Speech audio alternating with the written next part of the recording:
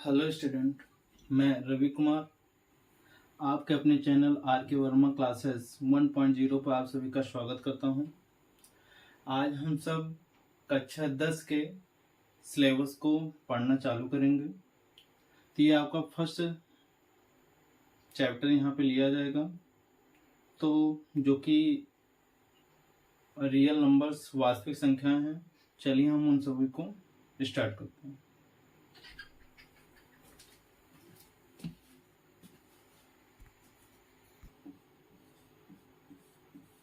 वास्तविक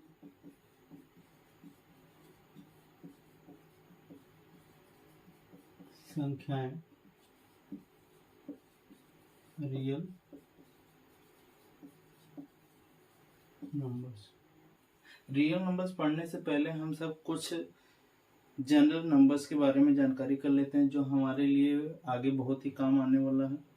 तो हम इस चैप्टर को इस तरह से पढ़ेंगे कि जिससे कि हमें आगे कैलकुलेशन में समस्या ना हो। इसलिए चलिए हम सब बेसिक से नंबर्स को पढ़ते हैं। देखा जाए अगर, तो पहले हम पढ़ते हैं संख्या, अंक। अंक मतलब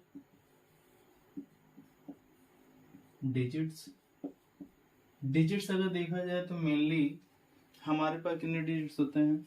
आप सब देखते होंगे कि हमारा चाहे मोबाइल कीपैड हो चाहे स्क्रीन टच हो, तो उसमें देखा जाए तो जब भी हमें कोई भी नंबर से डायल करना होता है तो उसमें 0 से लेकर 9 तक के ही नंबर्स लिखे होते हैं।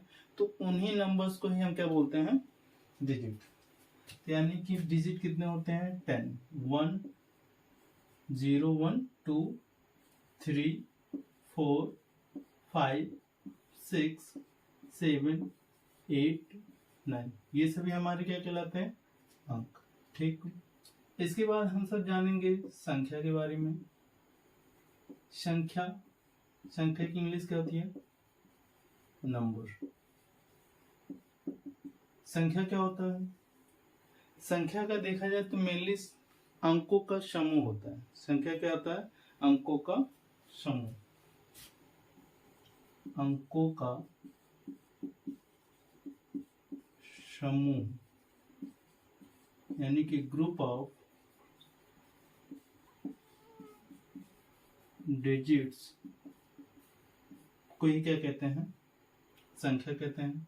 फॉर एग्जाम्पल जैसे देखा जाए, अगर हम 1 लिखते हैं तो इसको 1 पढ़ा जाएगा, लेकिन अगर इसके साथ 0 लिख दिया जाए तो इसको 1 0 ना पढ़ के, बल्कि हम इसको क्या बोलते हैं, अलग नंबर्स जानते हैं, 10। इसी तरह से 15, 1 5, 15 पढ़ा जाता है, 100 पढ़ा जाता है, 250, ये सभी हमारे क्या होता है, नंबर्स हो जाते हैं। ये सभी क्या है, नंबर। तो यानी कि हमने ये जाना कि संख्या क्या होता है, अंकों का समूह होता है, जिसे हम क्या कहते हैं, इंग्लिश में नंबर्स कहते हैं। अब संख्याएं भी बहुत प्रकार की होती हैं। संख्याएं भी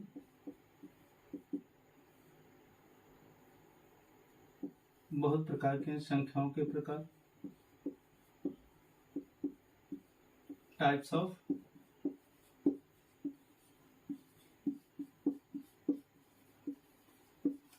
नंबर्स। अब टाइप्स ऑफ नंबर्स के बारे में जानकारी करते हैं। तो पहला टाइप्स अगर देखा जाए तो हमें प्राप्त होता है प्राकृत संख्याएं। प्राकृत संख्याएं English natural number. Natural numbers, प्राकृत संख्याएं नेचुरल नंबर्स। इसको किससे डिनोट किया जाता है, capital N for natural numbers. Natural numbers क्या होते हैं, आप ध्यान दें, मान लीजिए आपके पास गुल्लक हो, उसमें ढेर सारे सिक्के भरे हों। तो जब बच्चों के लिए दिवाली आ जाती है या मान लीजिए होली या कुछ, तो वो सभी पैसा इसलिए इकट्ठा करते हैं कि जिससे वो अपने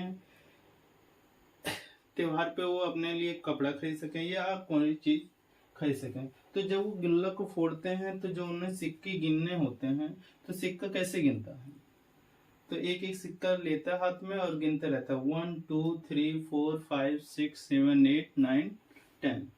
तो वह इस तरह से सिक्कों को गिनकर बाद में काउंट कर लेता है कि ये कितनी संख्या है। यानी कि हम ये कह सकते हैं कि जो हमारी प्राकृत संख्या है, एक प्रकार की गणना के लिए जो भी संख्या यूज की जाए उसी संख्याओं को हम क्या कहते हैं, प्राकृतिक संख्या। चलिए, यानी कि हम लिख सकते हैं कि गणना की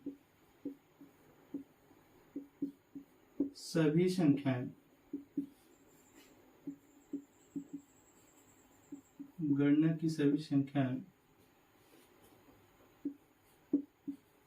प्राकृत संख्याएं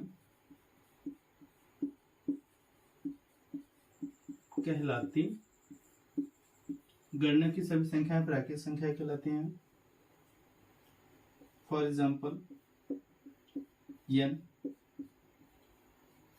ये हो गया। तो गणना कहाँ से चालू करते हैं, 1 से लेके, तो 1 2 3 4 5 6 7 8 9 10 11 और जहां तक हम गिन सकें वो सभी नंबर्स हमारा क्या कहलाता है, प्राकृत संख्या। दूसरा नंबर्स हम पढ़ते हैं पूर्ण संख्याओं के बारे में। पूर्ण संख्याएं, पूर्ण संख्या को इंग्लिश में क्या बोलते हैं, होल नंबर्स। क्या बोलते हैं, होल नंबर्स। होल नंबर क्या होता है, तो अगर देखा जाए तो प्राकृत हमने सभी नंबर्स को गिना, लेकिन हम सब ने बताया कि अंक में 0 भी होता है जो कि सबसे पहले आना चाहिए, तो उसमें हमने 0 को नहीं लिया। अगर नेचुरल नंबर्स में 0 को भी ले लिया जाए तो उनसे जो हमारा सेट तैयार होता है उसी को हम बोलते हैं पूर्ण संख्या। यानी कि शून्य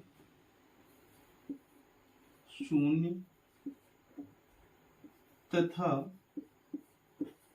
गणना की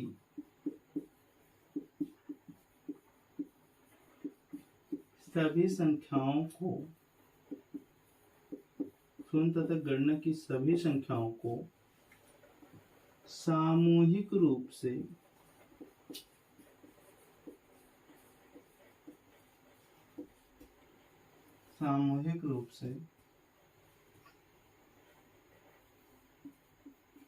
पूर्ण संख्याएं कहते हैं। पूर्ण संख्याएं कहते हैं। इसे कैपिटल W से प्रदर्शित करता है।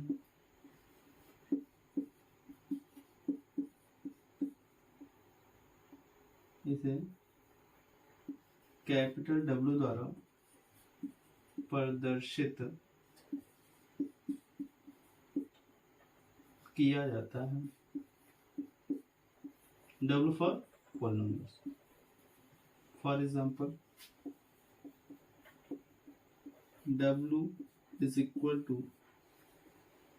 0 1 2 3 4 5 6 7 8 9 10 11 12 और जहां तक हम गिन सकें, तो ये सभी क्या कहलाते हैं, पूर्ण संख्या।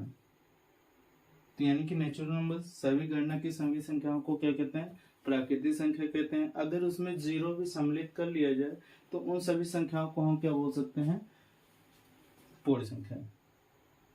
ठीक, इसको नोट कर सकते हैं आप। चलिए तब इसको मिटाते हैं।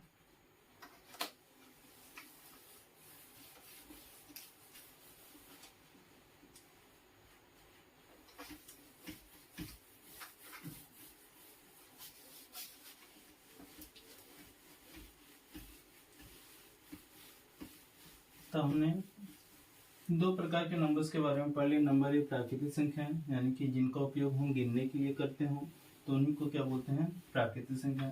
अगर उसे में 0 भी सम्मिलित कर लिया जाए तो उन संख्याओं को क्या बोलते हैं, पूर्ण संख्या। ठीक, अब यहाँ पे 2 पॉइंट्स होते हैं जो हमें याद रखने होते हैं। चलिए हम उनको देख लेते हैं। पहला पॉइंट है, नोट करके लिखेंगे, नोट नंबर वन। पहला तो ये हम कह सकते हैं कि सभी प्राकृतिक संख्याएं यानी कि जो नेचुरल नंबर्स होते हैं उन सभी को होल नंबर्स कहा जा सकता है। लेकिन आप कहेंगे कि अगर किसी प्राकृतिक संख्या को होल नंबर्स कह सकते हैं, पूर्ण संख्याएं कह सकते हैं, तो उसी का उल्टा आप सब अपने से नियम बना लेते हैं कि पूर्ण संख्या को प्राकृतिक संख्या भी कह सकते हैं। नहीं, ऐसा नहीं है। तो हम लिखेंगे क्या कि सभी प्राकृत संख्याओं को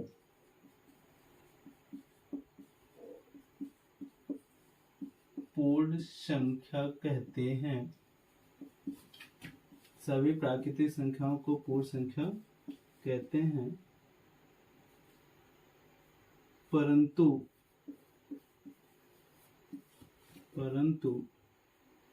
सभी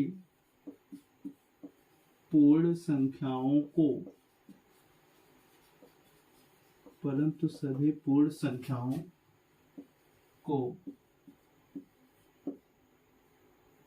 प्राकृत संख्या नहीं कह सकते, क्योंकि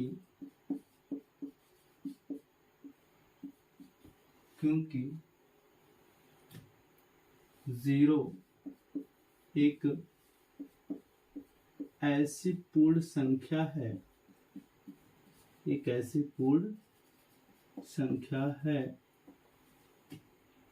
जो प्राकृत संख्या नहीं है। आया समझ? यानी कि हम ये कह सकते हैं कि सभी प्राकृतिक संख्याओं को पूर्ण संख्या कह सकते हैं, लेकिन सभी पूर्ण संख्याओं को प्राकृतिक संख्या नहीं कह सकते हैं, क्योंकि 0 एक ऐसी पूर्ण संख्या होती है जिसे हम प्राकृतिक संख्या नहीं कह सकते। दूसरा हम ये जाने कि सभी प्राकृतिक संख्याएं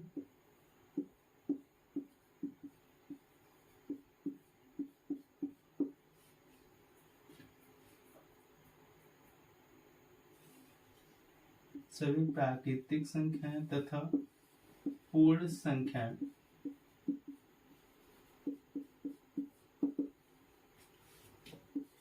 धनात्मक होती हैं। सभी प्राकृतिक संख्याएं तथा पूर्ण संख्याएं क्या होती हैं? धनात्मक होती हैं। तीसरा, शून्य जो आपका जिसे हम 0 कहते हैं,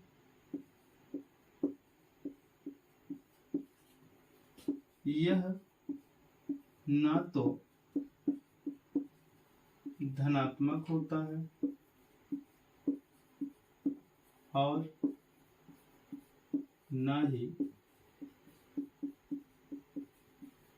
ऋणात्मक। शून्य क्या है? ना तो धनात्मक है और ना ही ऋणात्मक। तो ये भी आप सब नोट कर लो। इसके बाद हम सब पढ़ाई करते हैं अगले नंबर्स के बारे में। तीसरा नंबर हम सब पढ़ते हैं पूर्णांक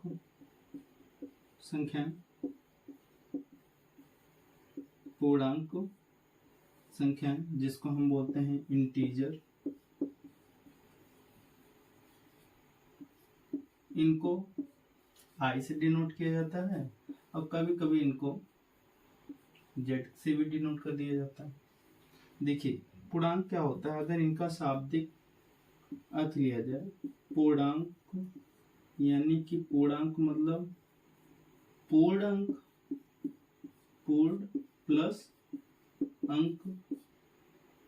पूर्ण मतलब पूरा, पूर्ण मतलब पूरा, और अंक मतलब होता है अंक, यानी कि वह नंबर जो पूरा, यानी कि अगर मान लीजिए आप सामान खरीदने जाइए और सामान खरीदते समय किसी व्यक्ति ने या दुकानदार ने कहा कि हमें 2 रुपए 50 पैसा दीजिए, तो 2 रुपए 50 पैसे को जो आप लिखेंगे तो 2.50 लिखेंगे।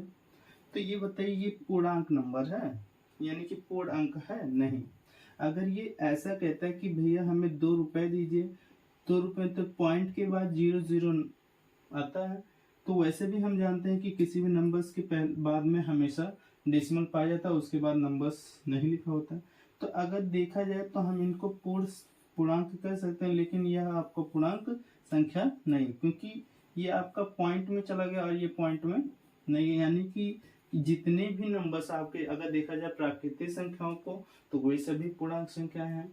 पूर्ण संख्याओं को देखा जाए तो 0 भी एक पूर्णांक की संख्या होती है। तो आप क्या कह सकते हैं कि यानी कि वह नंबर्स जो पूर्णांक हो यानी कि डेसिमल में ना हो तो उन्हीं को हम क्या कह सकते हैं, पूर्णांक का संख्याएं कह सकते हैं। चलिए, कोई दिक्कत? यानी कि हम इसको 3 पूर्णांक संख्या है, 5 पूर्णांक संख्या है, -3 ये भी पूर्णांक संख्या है, कोई दिक्कत? अर्थात हम कह सकते हैं क्या, सभी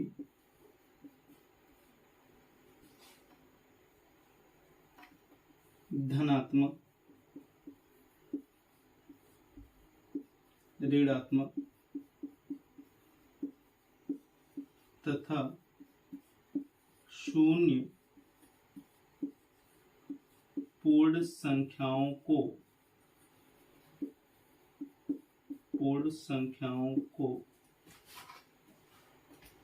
सामूहिक रूप से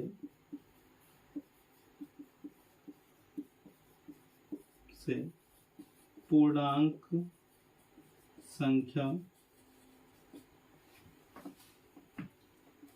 कहते हैं।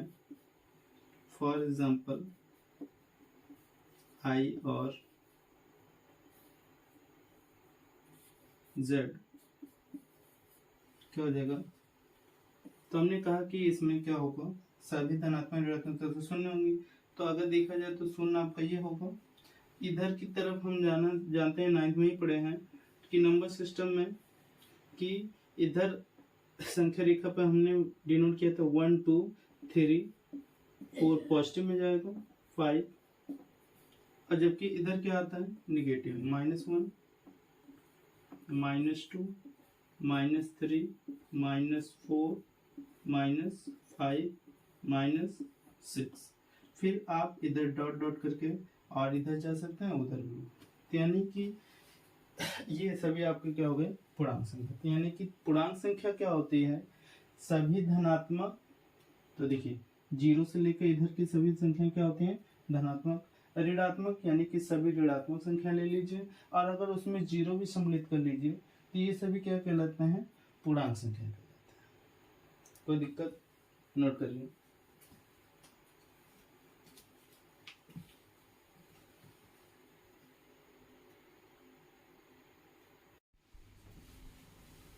चलिए इसको नोट करते हैं हम।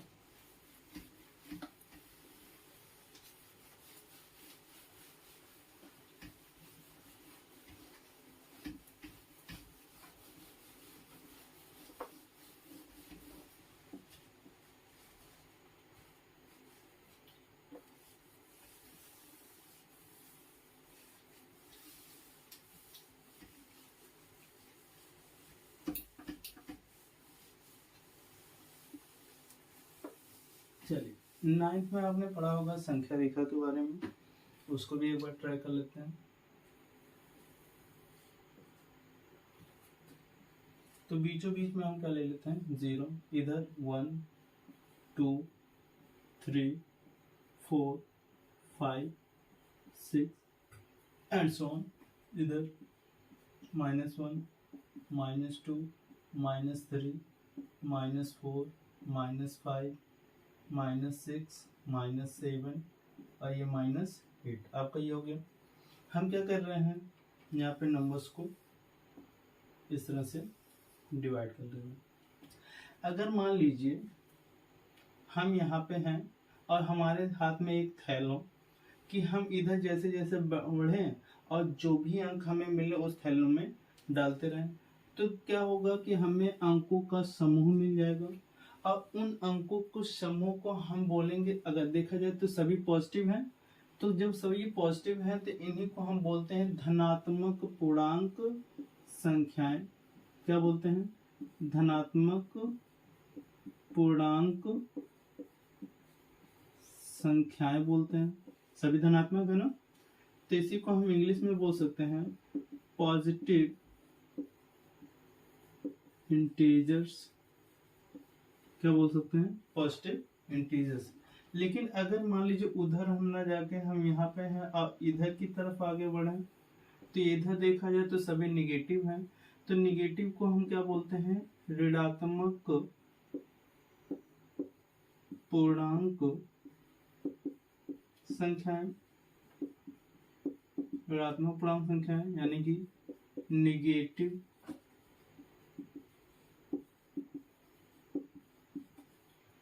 इंटीजर्स। क्या बोल सकते हैं? Negative integers. यानी कि इसको हम ऐसा भी लिख सकते हैं i प्लस या z प्लस, और इनको लिख सकते हैं i माइनस या z माइनस। कोई दिक्कत? अगर मान लीजिए हम ऐसा सेट लें कि यहाँ से चलें और इसमें जीरो भी ले लें और आगे बढ़ें, तो अगर हम देखते हैं तो जीरो जानते हैं कि ना तो धनात्मक होता है ना ही ऋणात्मक, यानी कि हमारे पास सभी धनात्मक संख्याएं मान ली जाएंगी। तो हम कहते हैं कि इसमें कोई भी ऋणात्मक तो नहीं है, तो इसीलिए हम इसको बोलते हैं ऋणोत्तर पूर्णांक संख्याएं। क्या बोलते हैं? ऋणोत्तर पूर्णांक संख्याएं। इंग्लिश से हमें ये ज्यादा वर्ड डिफाइन हो जाएगा। इसी को बोलते हैं non negative integers. Non negative integers बोलते हैं। अगर मान लीजिए हम इधर से चालू करें और इधर आ जाए, तो इधर कोई भी धनात्मक संख्या नहीं है, तो इसको हम बोलते हैं धनोत्तर पूर्णांक संख्या। धनोत्तर पूर्णांक संख्या। इसी को इंग्लिश में हम लिख सकते हैं नॉन पॉजिटिव इंटीजर्स। इसका मतलब क्या होता है कि इधर कोई भी धनात्मक संख्याएं नहीं है, तो इन्हीं को हम क्या बोलते हैं? धनोत्तर पूर्णांक संख्या। ऋणोत्तर का मतलब इधर कोई भी माइनस वाला नहीं है, तो उसी को बोलते हैं ऋणोत्तर, यानी कि नॉन निगेटिव, यानी कि कोई भी निगेटिव नंबर्स नहीं है। यहाँ पे बोला जाए धनोत्तर पूर्णांक संख्या है, यानी कि यहाँ पे कोई भी पॉजिटिव इंटीजर्स नहीं। आया समझ? इनको भी लिख लीजिए।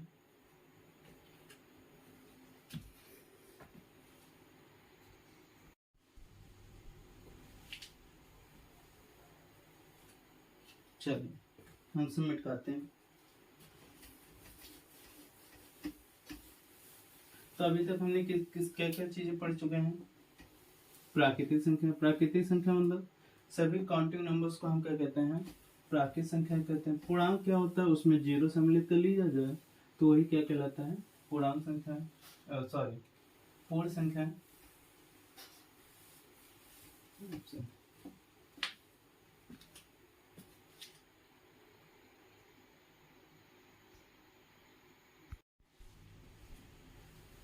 चलिए अब हम आगे बढ़ते हैं।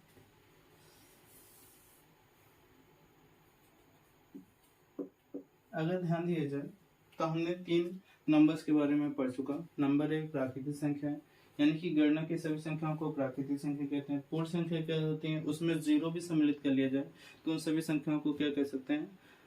पूर्ण संख्या कह सकते हैं। इसके बाद हमने पढ़ा पूर्णांक। पूर्णांक संख्या क्या होती है? कि सभी धनात्मक, ऋणात्मक तथा शून्य पूर्ण संख्याओं को ही क्या कह सकते हैं? सामूहिक रूप से पूर्णांक संख्या कह सकते हैं। ठीक है।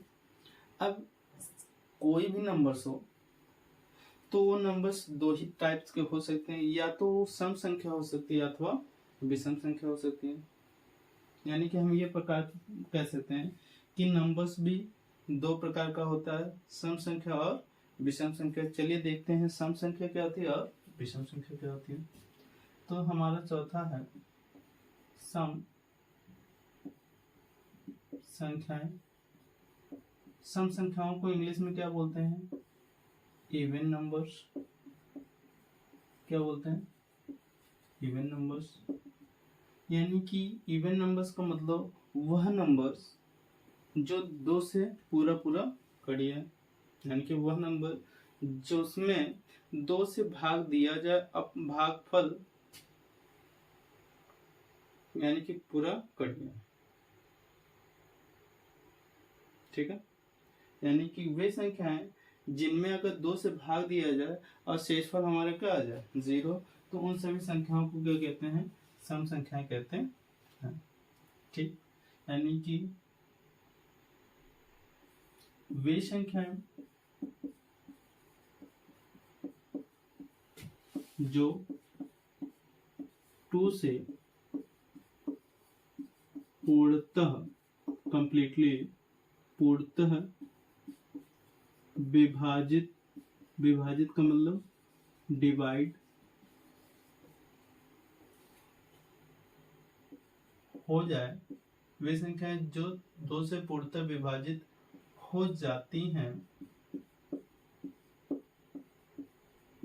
सम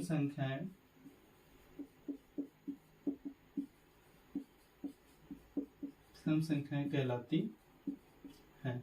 फॉर एग्जाम्पल, या आप इसको ऐसा भी कर सकते हैं, अथवा वे संख्याएं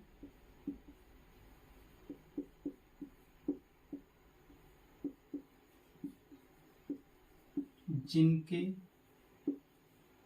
इकाई यानी कि यूनिट प्लेस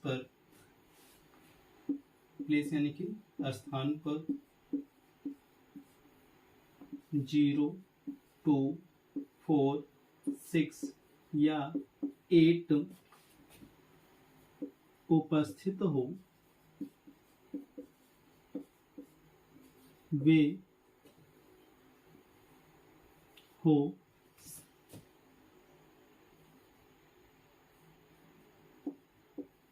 सम संख्याएं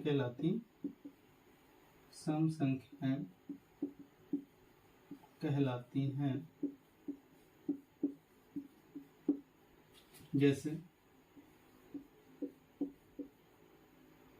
2 हो गया, 4 हो गया, 10 0 है, 22 हो गया,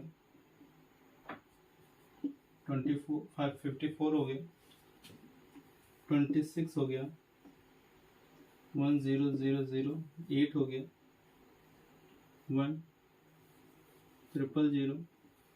760850 एटसेट्रा। तो अगर देखा जाए तो हम जानते हैं कि 2 में 2 से डिवाइड हो जाएगा, 4 ये भी 2 से डिवाइड हो जाएगा।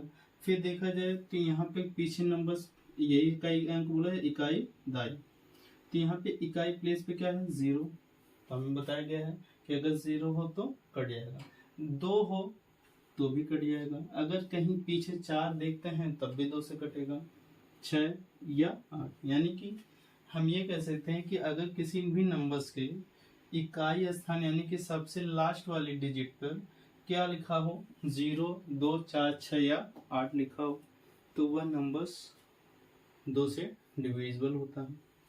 तो उन्हीं नंबर्स को ही हम क्या बोल सकते हैं, सम संख्या। कोई दिक्कत? अब देखिए विषम संख्या क्या होती है। विषम संख्या इनको हम इंग्लिश में बोलते हैं ऑड नंबर्स। ऑड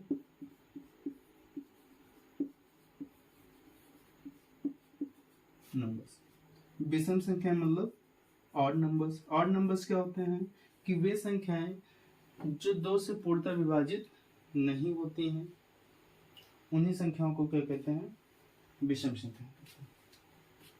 तो वे संख्याएं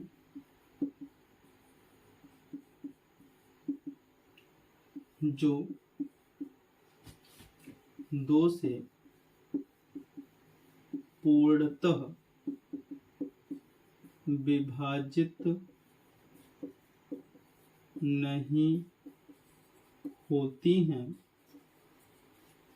वे संख्याएं जो 2 से पूर्णतः विभाजित नहीं होती हैं, विषम संख्याएं कहलाती विषम संख्याएं कहलाती हैं। कोई दिक्कत नहीं। तो यानी कि वे संख्याएं जो पूर्णतः 2 से विभाजित ना हो उन्हीं संख्याओं को क्या कहते हैं? विषम संख्या कहते हैं। एग्जाम्पल, अर्थात हम ये भी कह सकते हैं जिनके इकाई स्थान पे 0, 2, 4, 6 या 8 ना पाया जाए उन सभी संख्याओं को क्या कह सकते हैं? विषम संख्या। फॉर एग्जाम्पल, जैसे देखा जाए तो आपका 1 हुआ, 3 हुआ, 5 हुआ, 7 हुआ, -15 हुआ, -17 हुआ। यहाँ पे भी माइनस अगर नंबर दिया गया तब भी किया जा सकता है, ठीक है। तो अगर माइनस में है तो उससे मतलब नहीं, लेकिन पीछे क्या होना चाहिए? 0, 2, 4, 6, 8 होना चाहिए, तो उनको सम कहा जाएगा। और अगर यहाँ पे ऐसी कोई संख्या लिखी गई है और जिसके पीछे 0, 2, 4, 6, 8 नहीं है तो उन सभी को हम क्या बोल सकते हैं? विषम संख्या। तो ये सभी आपके क्या हैं? विषम संख्याएं हैं। 2, 4, 6, 8, 9 ये सभी आपके क्या हैं? विषम संख्या हैं, क्योंकि इनके पीछे देखा जाए तो 7 है, 5 है, 5, 9। यानी कि हम ये कह सकते हैं कि वे संख्याएं जिनके इकाई स्थान पर 0, 2, 4, 6 या 8 उपस्थित नहीं है तो उन सभी को क्या कह सकते हैं? विषम संख्या। नोट कर लीजिए।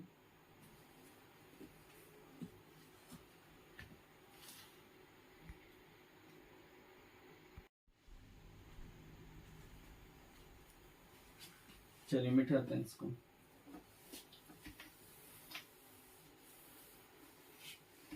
तो सम संख्या का मतलब वे नंबर्स जो 2 से डिवाइड हो जाए, अर्थात हम ये कह सकते हैं जिनके इकाई स्थान पे क्या हो? 0 हो, 2 हो, 4 हो, 6 हो या 8, तो वे सभी क्या कहलाएंगे? सम संख्याएं कहलाएंगी। अगर 0, 2, 4, 6, 8 नहीं है तो उनको हम क्या कहेंगे? विषम संख्याएं, यानी कि ऑड नंबर्स। कोई दिक्कत? थोड़ा इंग्लिश नेम भी आप सब याद करते हुए चलें जिससे आगे कहीं पे समस्या न। चलिए अब हम सब पढ़ते हैं भाज्य संख्याएं किसे कहते हैं और अभाज्य संख्याएं किसे कहते हैं। चलिए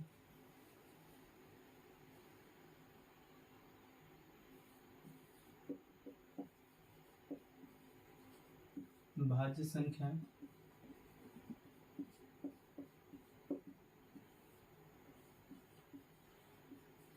कंपोजिट नंबर्स। भाज्य संख्या यानी कि कंपोजिट नंबर क्या होता है?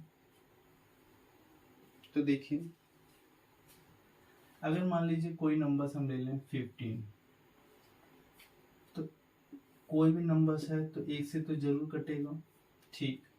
और कोई नंबर 15 है तो ये तो अपने आप से जरूर कटेगा। यानी कि कोई भी नंबर्स अगर देखा जाए तो हम ये कह सकते हैं कि कोई भी नंबर्स है तो वह 2 नंबर से तो जरूर कटेगा। नंबर 1 से तो हर एक संख्याएं करते हैं, दूसरी वह कोई भी नंबर स्वयं से खुद ही डिवाइड हो सकता है। यानी कि कोई भी नंबर्स हो तो एक तो 1 से डिवाइड हो जाएगा और खुद ही स्वयं से, ठीक है। तो हम कहने का मतलब भाज्य संख्याएं उन्हें कह सकते हैं कि वे संख्याएं जो 1 और 15 यानी कि स्वयं के अलावा किसी दूसरे भी नंबर से विभाजित हो जाए तो उन्हीं को हम क्या कह सकते हैं? भाज्य संख्या। जैसे ये आप अगर देखें तो ये 3 से भी डिवाइड हो जाएगा, 5 से भी डिवाइड हो जाएगा। यानी कि अगर 1 और 15 के अलावा किसी एक ही नंबर से कोई नंबर कट गया तो उन सभी को हम क्या कहते हैं? भाज्य संख्या, ठीक है। तो हम इसका डिफिनेशन लिख सकते हैं कि वे संख्याएं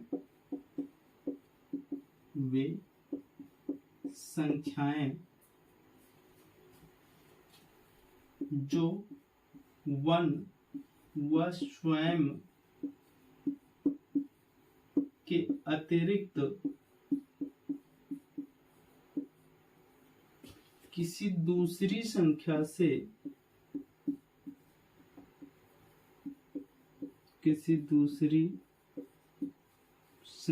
से विभाजित हो जाती हैं, अर्थात डिवाइड हो जाती हैं, दूसरी संख्या से विभाजित हो जाती हैं। भाज्य संख्याएं कंपोजिट नंबर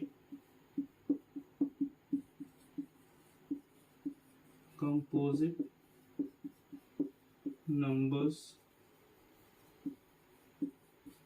कहलाती। भाज्य संख्या यानी कि कंपोजिट नंबर्स कहलाती। फॉर एग्जाम्पल अगर ले लिया जाए 6 तो 6 है तो 1 से तो कटेगा ही, 6 से भी कटेगा, इसके साथ साथ ये 2 से भी कट जा रहा है और 3 से भी कट जाए, इसका मतलब ये क्या है, भाज्य संख्या है। 20 ले लीजिए,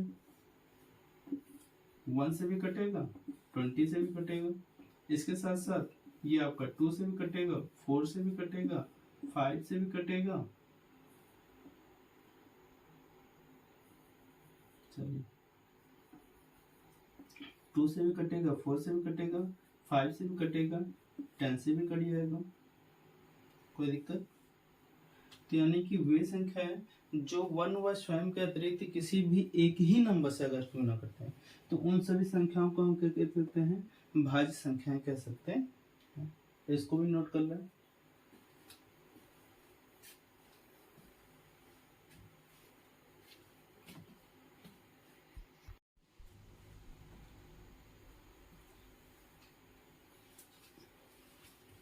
चलिए दिखाते हैं।